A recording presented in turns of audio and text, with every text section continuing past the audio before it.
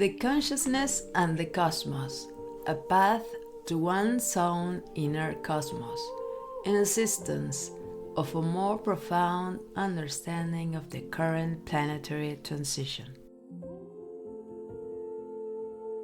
A stimuli that accompanies the pilgrim in his return to his cosmic home. The Consciousness and the Cosmos, radio program of Uksim Planetary Service Centre.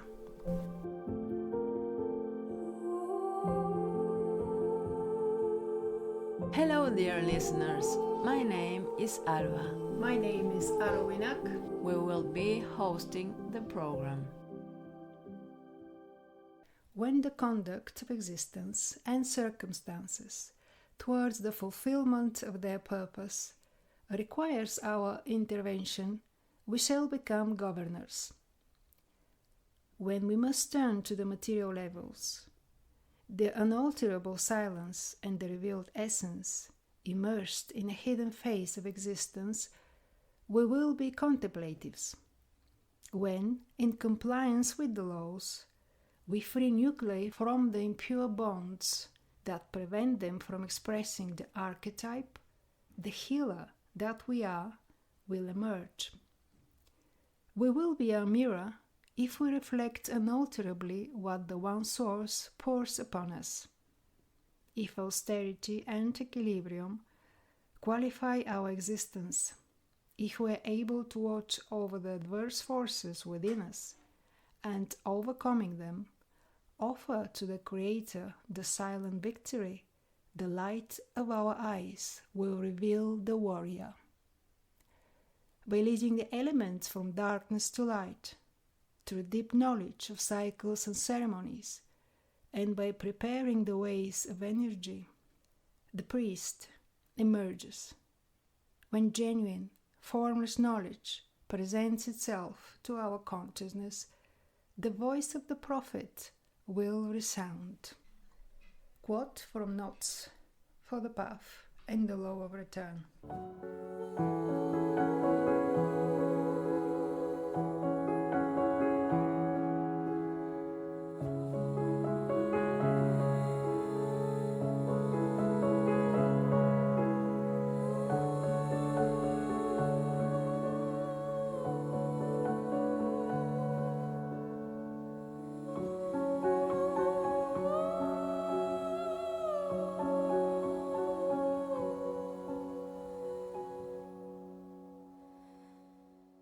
At a certain stage of its existence, the being perceives that it must go to meet another reality.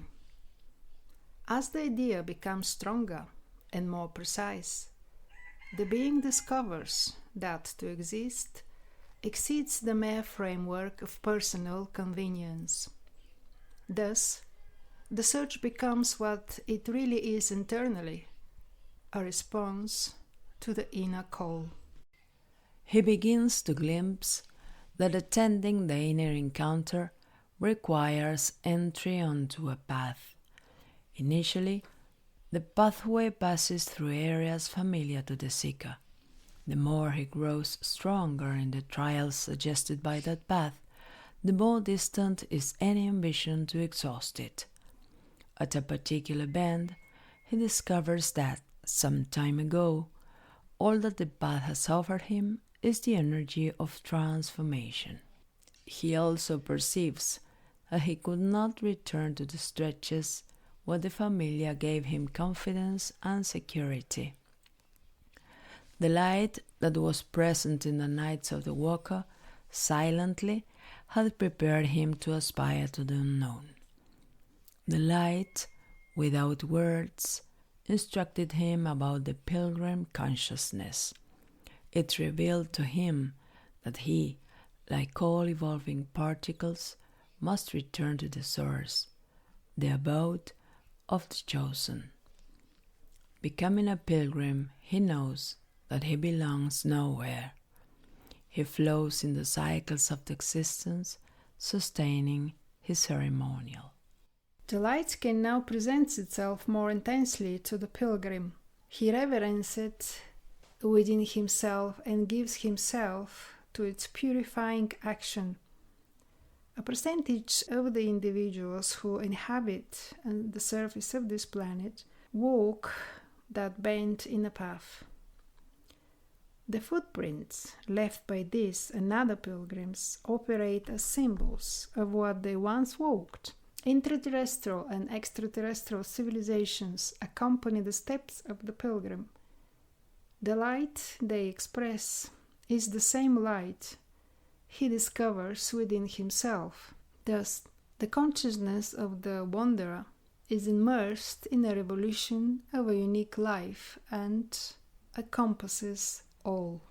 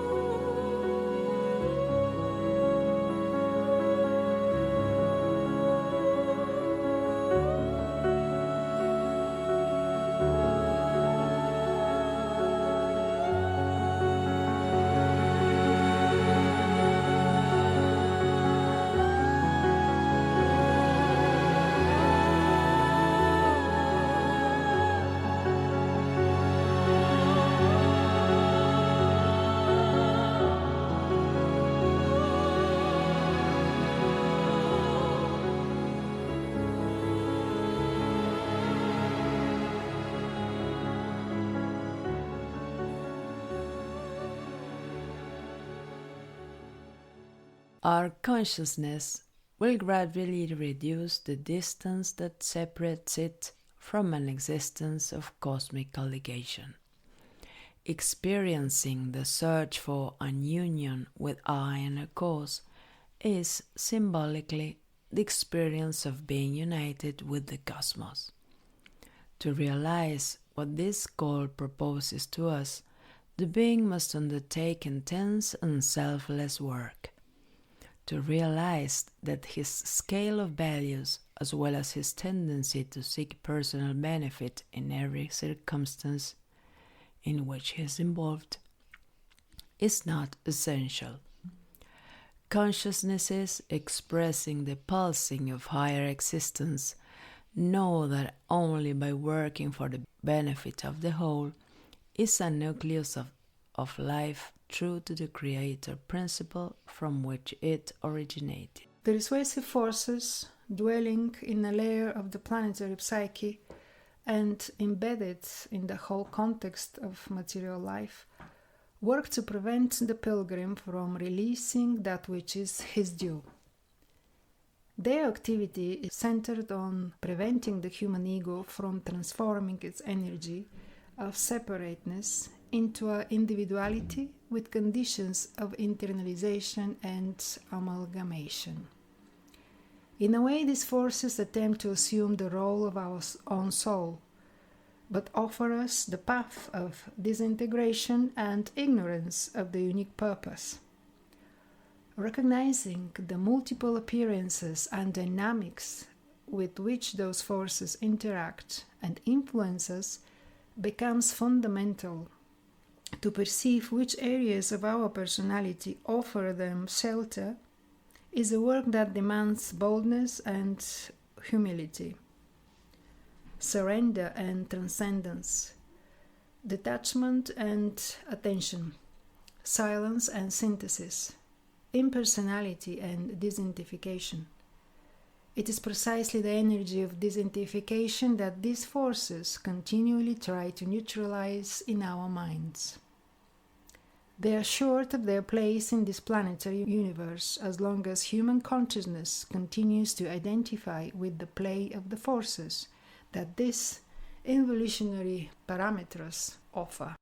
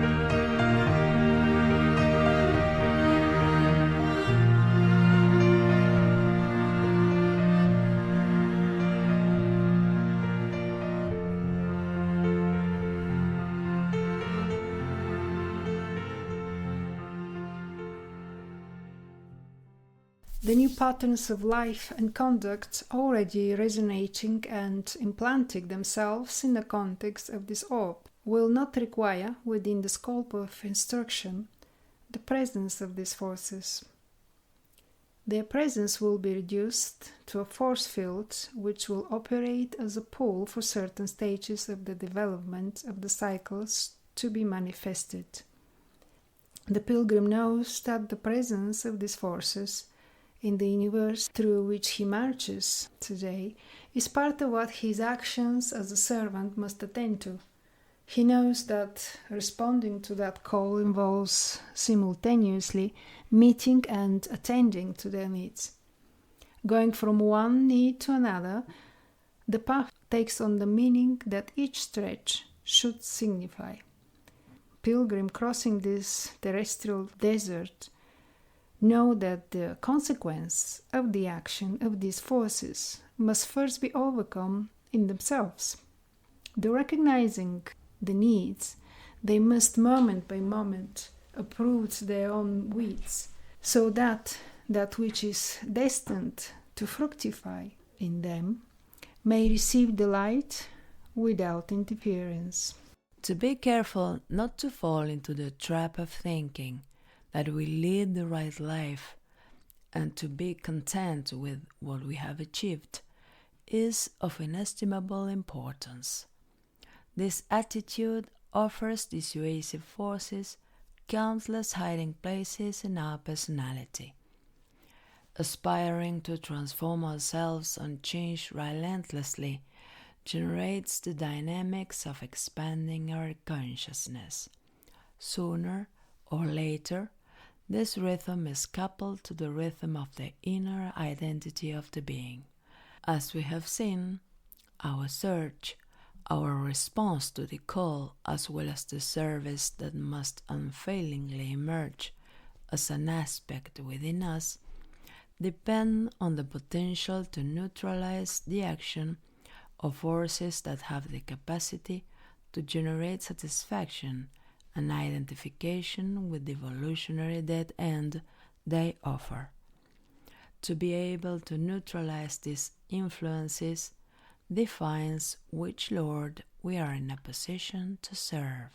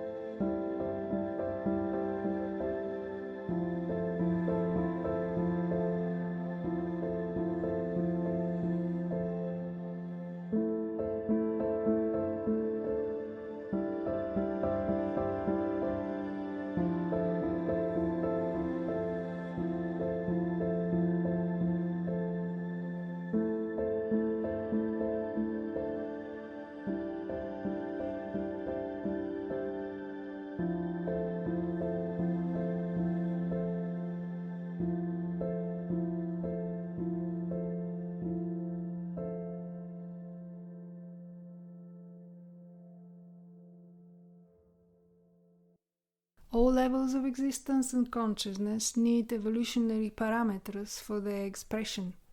As the monadas awakening become a reality for more individuals, the possibility of more mature expression of the hierarchical or cosmical lineages beings to be perceived.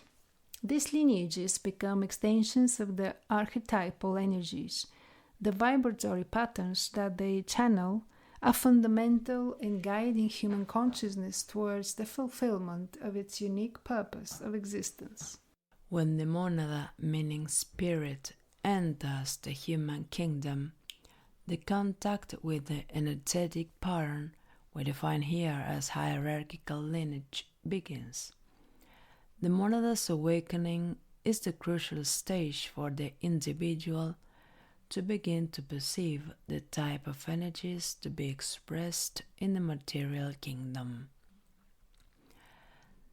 The hierarchical lineages become the framework for a particular manifestation of the being's existence. In the context of planetary life, the participation of one or another lineage is determined by the cycle that humanity is going through and the energies that must be installed. The energy of the cosmic symbols and signs is the source that operates through these elements. Like the rays, the lineages are catalysts for the irradiation of these signs.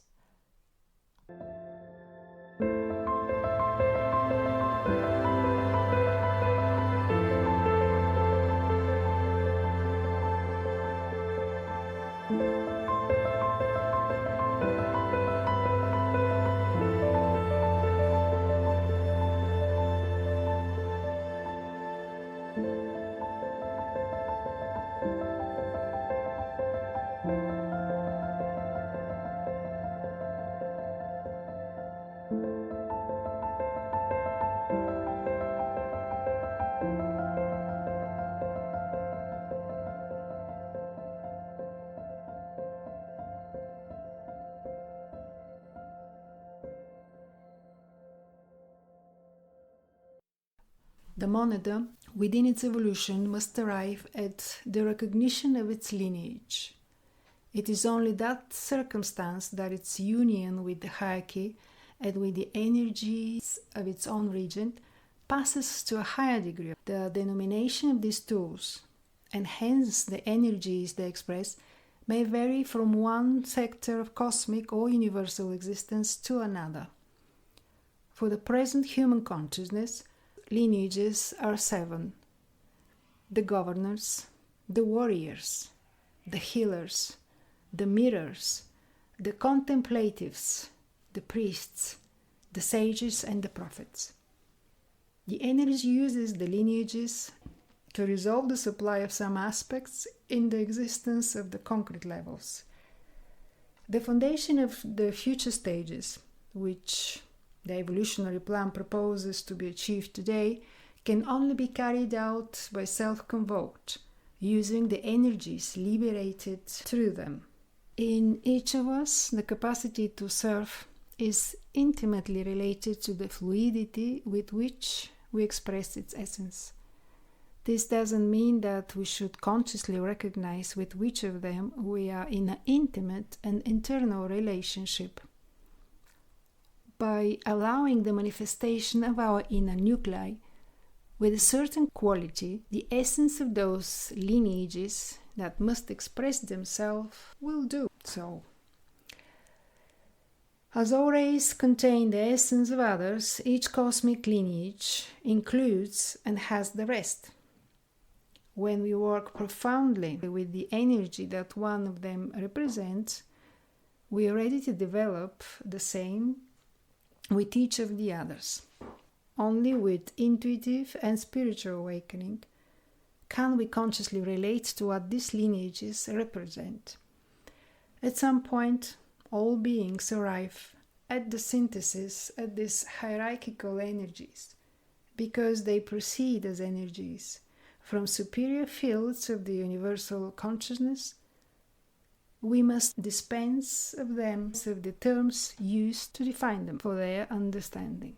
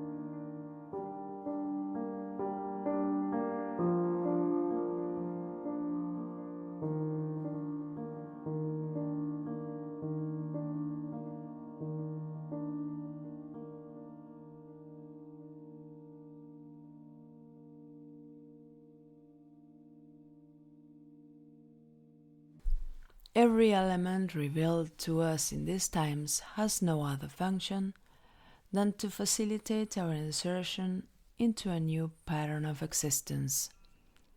The denominations of these lineages are given by terms that generally burden our conscience when we speak of rulers as in warriors, of the wise and prophets or the contemplatives. We are talking about the essence of those archetypal profiles, not their deformation, deviation, and degeneration, so well known in our civilization on the planet's surface. A being could only move forward in its evolutionary path if it managed to express the synthesis of these lineages within the punctual framework of certain cycles. The monada cannot complete the final phases of its experience in the cosmic physical universe if the bodies it uses on that level of existence have not achieved sufficient flexibility in the flow of the energies inherent in these parameters. The equilibrium and deep cultivation of the right attitude will allow us to express the energy of the lineage most appropriate to each situation that the unique life offers to us.